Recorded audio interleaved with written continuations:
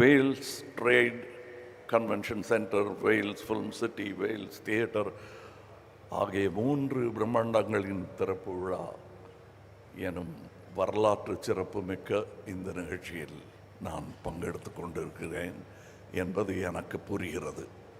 இங்கு வந்திருக்கும் அனைவருக்கும் அது புரிந்திருக்கும் என்று நினைக்கிறேன்.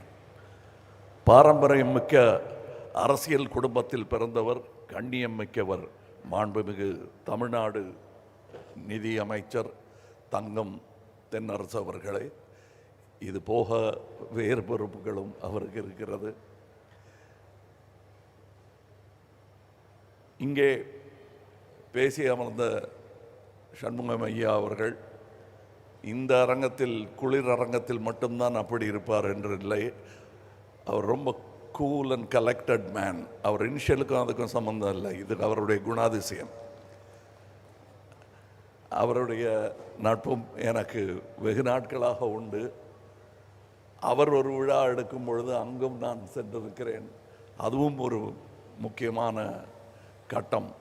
தமிழகத்திற்கும் தமிழ் கல்விக்கும் அது முக்கியமான ஒரு கட்டமாக இருந்த நேரம். பல வெற்றியாளர்களை உருவாக்குகிற ப்ரீ கேஜி முதல் பிஹெச்டி வரை சுமார் 50க்கும் மேற்பட்ட கல்வி நிறுவனங்களை, குறைந்தபட்சம் ஒரு 50,000 பேர் இருக்குங்களா, அப்படி 50,000 மாணவர்கள் பயில்கிற கல்வி ஆலமரத்தை உருவாக்கி இருக்கிறார் திரு ஐஸ்ரீ கணேஷ் அவர்கள். அவரை மற்றவங்களுக்கெல்லாம் நான் பாராட்டி சொல்லிட்டேன். அவரை என்னன்னு சொல்கிறது, தம்பின்னு சொல்கிறதா, அது அப்படி நண்பர்னு சொல்கிறதா, அப்படி அழைத்தா சரியாக இருக்குமா? கல்வித்துறையில் யாரை கேட்டாலும் ஐஸ்ரீயா, அவரை எனக்கு தெரியுமே அப்படிம்பாங்க. கலைத்துறையில் யாரை கேட்டாலும் ஐஸ்ரீ என் நண்பர் என்பார்கள். அரசியலில் கேட்டால் கட்சி வித்தியாசம் இல்லாமல் ஐஸ்ரீ என் நண்பர் என்பார்கள். தவிர நானே உக்காந்துருப்பேன். எங்கள் நட்பை பற்றி பெருசாக நான் பறைசாற்றிக்கிறது கிடையாது. ஏன்னா எங்கள் நட்பு என்பது இவரிலிருந்து ஆரம்பிக்கவில்லை, இவரிலிருந்து ஆரம்பித்தது. ஐயா அவர்களுடன் நான் படத்தில் நடித்திருக்கிறேன். சத்யா மூவிஸ் படத்தில் நான் கதாநாயகன் என்றாலும் அவருக்கு தயாரிப்பாளருடன் மிக நெருங்கிய தொடர்பு. நான் 2ஆம் பட்சம்தான் அதில். அப்போலேருந்து தெரியும் எனக்கு அவரை. அந்த எளிமை அவருக்கு ஊட்டி வளர்த்திருக்கிறார் என்பதற்கு உதாரணம் என் நண்பர் ஐஸ்ரீ கணேஷ் அவர்கள். சரி, இந்த கமலஹாசனுக்கும் ஐஸ்ரீ கணேஷ் அவர்களுக்கும் என்ன சம்பந்தம்? வேல்ஸ் இன்டர்நேஷ்னல் தயாரிப்பில் நான் நடித்ததில்லை. ராஜ்கமலும் அவரும் சேர்ந்து ஒரு படமும் பண்ணதில்லை. ஆனால் என்னையும் அவரையும் சேர்த்து பிணைக்கும் அந்த நட்பின் காரணம் என்ன?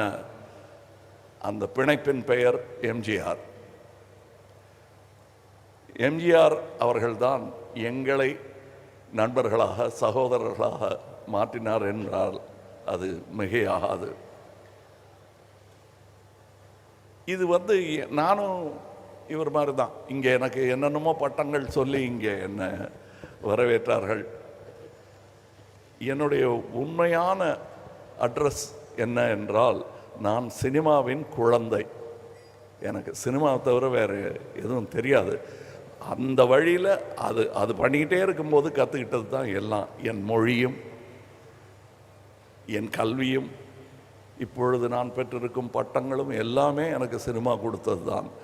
அப்படிப்பட்ட சினிமா ஏதோ தேஞ்சிக்கிட்டே இருக்கிற மாதிரி எனக்கு ஒரு பயம் ஒரு 20-25 வருஷத்துக்கு முன்னாடி வந்தது. ஏன்னா 17 ஃப்ளோர்களுடன் கூடிய ஆசியாவிலேயே மிகப்பெரிய ஸ்டூடியோ என்று இருந்தது. பார்த்து நான் எதிர் ஸ்டூடியோவிலேருந்து பொறாமப்பட்டிருக்கேன். சரவணன் சார்கிட்ட போய் சொல்லியிருக்கேன், ஏன் சார் நம்ம இன்னும் ஒரு 15-20 சொன்னால் நம்மது 20 ஃப்ளோர் வச்சோம்னா ஆசியாவிலே பெரிய ஸ்டூடியோ நம்ம ஸ்டூடியோ ஆகிடுமே அப்படின்னு சின்ன பையனாக இருக்கும்போது சொல்லியிருக்கேன். சரி, நீ பார்த்துப்பியா அந்த 10 ஃப்ளோருன்னு கேட்டார். இப்போ அந்த பொறுப்பு சுஷ்மிதா அவர்களுக்கு இருக்கிறது. நீங்கள் பார்த்துக்க போகிறீங்க.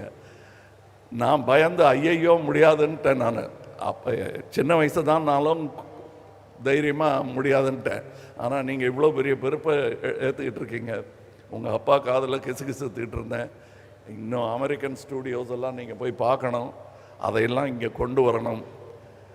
நான் பார்த்த அந்த 17ங்கிற அந்த நம்பரை தாண்டிட்டார், 20 போட்டார். இங்கே ஆசியாவின் மிகப்பெரிய ஸ்டூடியோ இன்று இங்கே இருக்கிறது.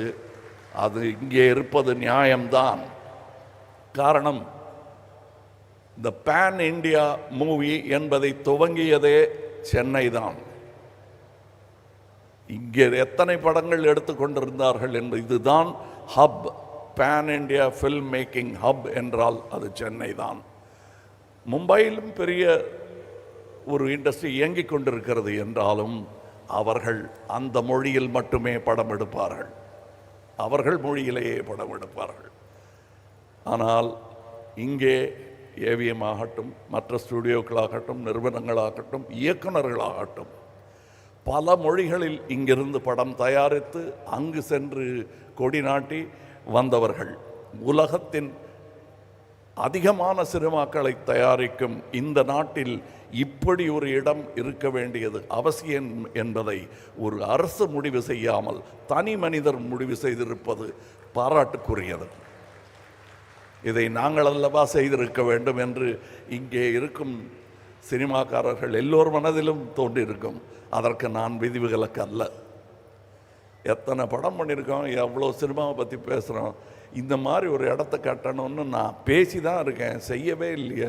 செஞ்சிட்டார, சரி நான் செஞ்சான்னு அவர் செஞ்சான்னு இங்கே வந்து வேலை செஞ்சுட்டு போகிறேன். இல்லை இன்னும் 2 கொத்தி விளக்கு ஏற்றி வைக்க சொன்னால் வந்து ஏற்றி வச்சுட்டு போகிறேன். ஏன்னால் சினிமாவுக்காக ஏற்றி வைக்கும் விளக்கு அது. அதனால்தான் நான் இந்த ஃபங்க்ஷனுக்கு வந்தேன். ஐயா அமைச்சர் அவர்கள், என் மத்திய அமைச்சர் கூட நாட்டின் கடமைக்காக இங்கே வரவில்லை. அதிலும் பெருமை தமிழகத்தில் இருக்கிறது. 6 நிதி அமைச்சர்களை இந்தியாவிற்கு தந்த பெருமை தமிழகத்திற்கு உண்டு. ஆக நம்ம தமிழ்நாட்டை சும்மா ஈஸியாக இடம் போட்டுற முடியாது. அதற்கு இப்படி ஒரு இடம் வேண்டும். நான் பெருமையாக மார்தட்டி சொல்லிக்கொள்ள ஒரு அட்ரஸ் வேண்டும். அந்த அட்ரஸ் இதுவாக இருப்பதில் எனக்கு பெருமை. காரணம், முதலாளியே எனக்கு பர்சனலாக தெரியும். அதான் அது நான் செய்ய வேண்டியதை நீங்கள் செய்ததாக நினைக்கிறேன். ஒரு சகோதரன் செய்ய மறந்ததை, இயலாமல் போனதை இன்னொரு சகோதரன் செய்திருக்கிறார் என்றே நான் பெருமையாக அதை நினைத்து கொள்கிறேன். இங்கே இன்னும் நிறைய வர வேண்டும்.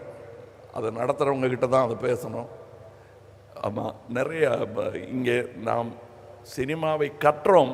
எங்கு கற்றோம் என்று சொல்ல எனக்கு தெரியல. நான் ஏவிஎம்மில் கற்றுக்கிட்டேன். அடுத்து இங்கே இருக்கார், நான் எங்கே கற்றுட்டேன்னு சொல்கிறதுக்கு நடராஜன் சார் இருக்கார்.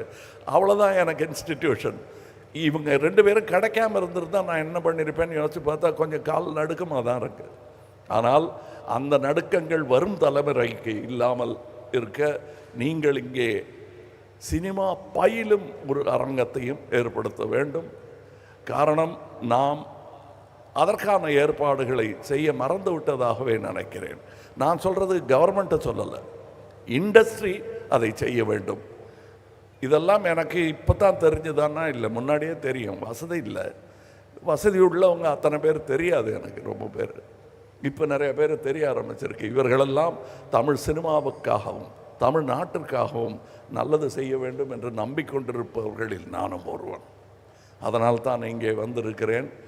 நானும் குளிர்கால செஷனில் விட்டுட்டு தான் இங்கே வந்திருக்கேன். நான் மறுபடி போகணும். இந்த ஸ்டூடியோவுக்கு மறுபடி வருவேன் வேலை நிமித்தமாக என்று நம்புகிறேன். இன்னும் சிறப்பாக இந்த மரங்கள் கன்றுகளாக இருக்கும். இந்த மரங்களெல்லாம் உயர்ந்த மரங்களாக வளர்ந்து பார்க்க வேண்டும் என்பது என் ஆசை. வணக்கம், வாழ்த்துக்கள், ஜெய்ஹிந்த்.